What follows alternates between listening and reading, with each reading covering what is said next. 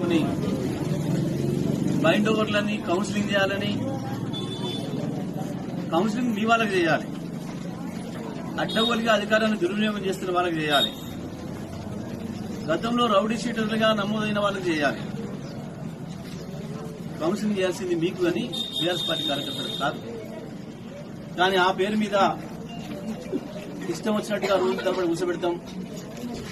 ఓవైపు పోలింగ్ జరుగుతుంటే ఓటుకే పోనీయకుండా ఆపుతాం అన్న దుర్మార్గాలు చేస్తా ఉన్నారు. నేను ఇప్పటికైనా చెప్తా ఉన్నా, చింతలపాలెం కావచ్చు, మఠంపల్లి కావచ్చు, గరిడేపల్లి ఎస్ఐలు మీ ఆగడాలు శుద్ధిమించిపోతున్నాయి.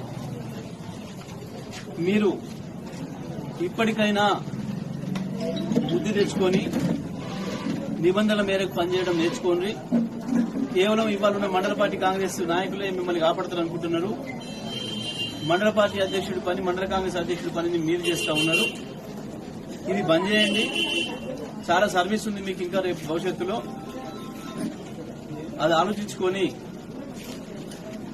రేపు చట్టానికి చిక్కే పరిస్థితి తెచ్చుకోకండి. మీరు మీ మీద కూడా కేసులు అయ్యే పరిస్థితి కూడా తెచ్చుకోవద్దని చెప్పి నేను వాళ్ళకి హెచ్చరిస్తా ఉన్నా. హుజూర్నగర్ సిఐ కూడా చాలా తప్పులు చేస్తా ఉన్నారు. ఇప్పటికే మీ చిట్టా పెద్దగా అయింది. మా పార్టీకి సంబంధించిన సర్పంచ్ అభ్యర్థులు తీసుకుపోయి